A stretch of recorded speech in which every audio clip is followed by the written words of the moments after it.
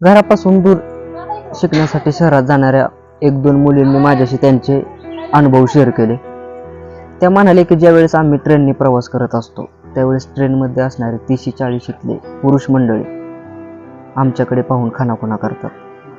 ज्यावेळेस आम्ही रस्त्याने प्रवास करत असतो त्यावेळेस आजची युवा तरुण पिढी आमच्याकडे पाहून गाडी आडवी मारते, हॉर्न वाजवते, आमच्याकडे तिरक्या नजरेने बघते.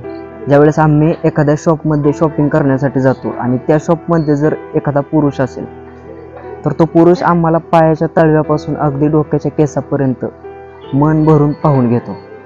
30-40 पुरुष मंडळी विसरतात कसे की त्यांना सुद्धा आमची एवढी मुलगी असेल. आणि अशी रस्त्यावर मुलींना बघून गाडी आडवी मारणाऱ्यांना तर आई नसते, बहीण नसते, असेच वागत असतात ते. हे मी शेअर करतोय कारण आपल्या सर्वांच्या ताईसाठी, आपल्या आईसाठी आणि आपल्या भविष्यात येणाऱ्या चिवसाठी.